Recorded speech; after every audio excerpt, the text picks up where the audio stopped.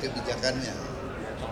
Jadi berapa tahun yang lalu ya Pak Dirjen datang, 2023 datang, Pak kita buat desain baru, warnanya merah, representasi dari warnanya merah dan putih, representasi dari merah putih, bendera pusaka, bendera Indonesia. Itu sebabnya kaitannya dengan di launching ini tanggal 17 Agustus. Sebenarnya tanggal 19 Agustus nanti lusa itu hari pengayoman, hari ke-79 tahun Kementerian Hukum dan HAM. Dari sedikit Kementerian Kehakiman. Kementerian Hukum dan HAM ini adalah Kementerian Keuangan, Kementerian Dalam Negeri. Ya, dari sedikit kementerian yang pertama-tama bersamaan dengan lahirnya Indonesia Merdeka, pemerintahan dibentuk. Tetapi kemudian Pak Dirjen mengatakan supaya filosofinya senapas dengan kemerdekaan kita, dengan pilihan warna merah putih itu, maka kita launching hari ini. Dan tadi sudah dijelaskan bahwa filosofinya ini adalah identitas kita sebagai bangsa, dan membuktikan di dalam rangkaian itu menggunakan desain lembar per lembar dari kain-kain tenun Nusantara. Ada 5 ribuan tetapi yang kita pakai 33 saja sesuai dengan jumlah halaman paspor yang ada. Dan ini tentunya diikuti dengan security features yang sudah mutakhir. Dan paspor ini berarti dari beberapa negara-negara AKEO membuat standar. Kekuatan sebuah paspor itu ditentukan dengan security features-nya, tidak mudah dipalsu. Ini sudah memenuhi syarat itu dan sangat, paspor sebelumnya juga sudah sangat baik. Tetapi kita tentu meningkatkan security features-nya dengan baik. Supaya apa?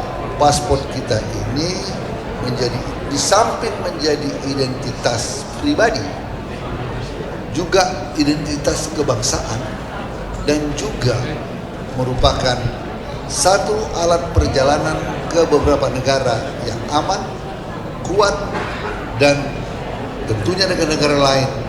Kalau kita memasuki imigrasi, langsung mengetahui this is Indonesian passport yang security features-nya sudah cukup baik, tidak perlu meragukan lagi. Jadi itu belum tahun depan baru didistribute layanannya 1725. Kenapa? Karena kita masih ada stok paspor persiapannya. Be the first untuk mengambil paspor merah putih. Nanti saya pesankan, karena saya tidak menteri lagi tahun 2025. Buat sayembara pada waktu sebelum 17 Agustus 25, 100 pertama free of charge. Pilih nomornya. Jadi kalian itu berlomba-lomba nanti untuk membuatnya. Akan dia mempunyai nilai historis buat kalian. Ya, jadi inilah identitas kebangsaan kita. Teknisnya biar urusan Pak. Lalu, kemudian nanti pelayanannya 17 Agustus tahun depan. Ya. Satu, karena ini perlu persiapan. Persiapan itu dari proses penyetakan, kemudian persiapan daripada personya, ya, terus kemudian juga distribusi dan penyiapan sistemnya. Ya, jadi bersabar. Kemudian, ya,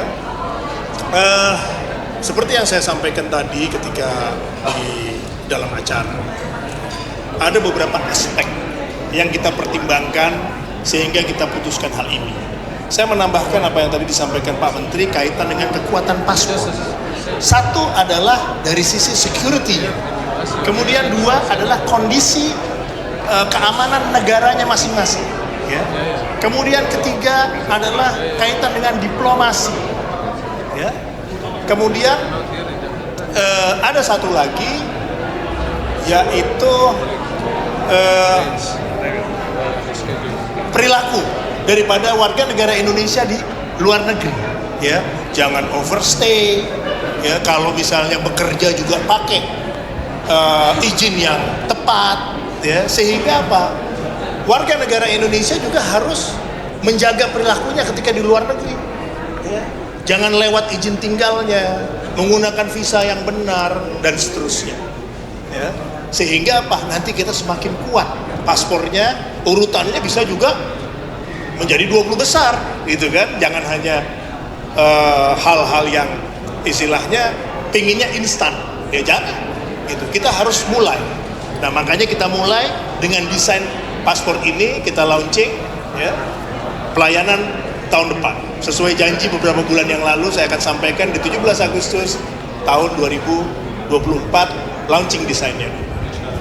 Kan dari kita pengen paspor kita kan kuat di luar negeri. Nah tapi kan tidak bisa hanya cuma niat, harus ada actionnya.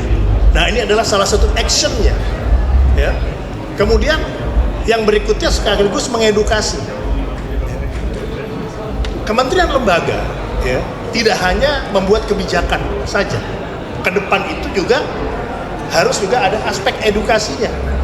Jangan cuma misalnya, oh kita kenapa bertanya hanya kenapa paspor kita tidak kuat, gitu.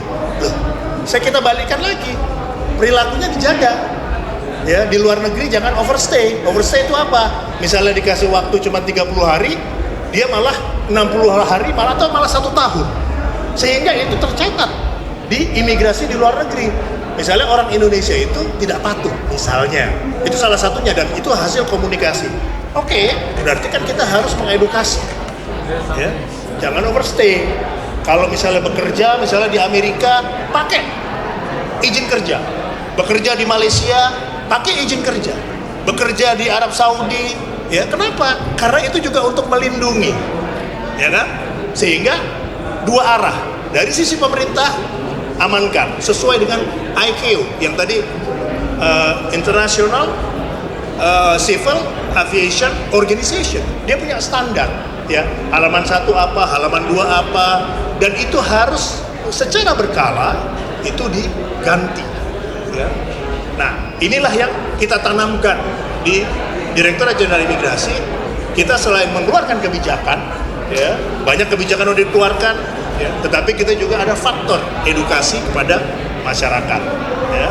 Nah, tujuannya itu mengenai target-target akan atas apa yang disampaikan Bapak Presiden Jokowi ketika melantik saya, maksud kami menunjuk saya sebagai Dirjen Imigrasi waktu itu adalah satu, ya, adalah Golden Visa sudah di launching, ya, perkembangannya cukup baik peminatnya dan saya yakin bisa 1000 tahun ini, ya.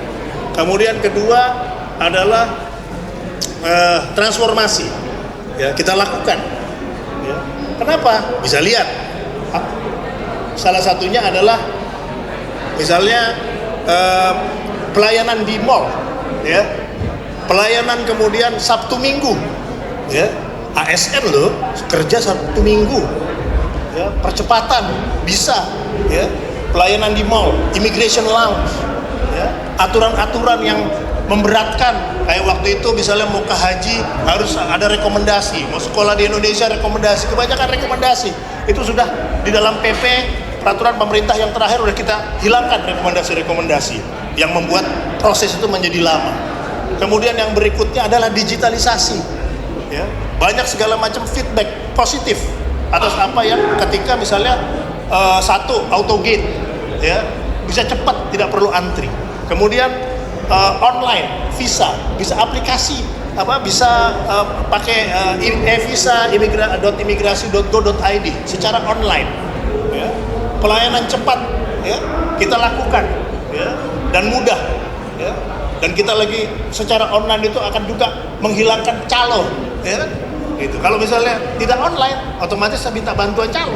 Sekarang online, ya, itu kan adalah 4 hal yang diamanatkan dan alhamdulillah selesai. Bahwasanya berprogres perlu waktu untuk sampai ideal, itu tentu merupakan satu perjalanan, ya. Tapi saya didukung dengan jajaran dan tekad yang kuat. Kelihatanlah bedanya saat ini, ya, bagaimana pelayanan kita dibandingkan misalnya sebelum-sebelumnya. Silakan, kan ini juga masih tahun depan.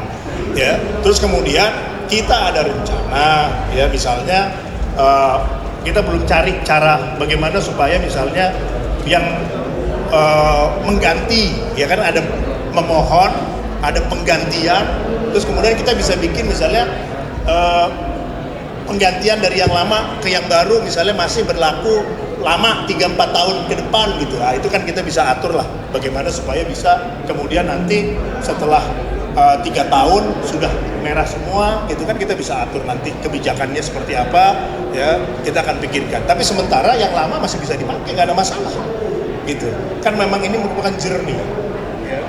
Journey itu kan ya harus dinikmati perjalanannya, ya. Memang sudah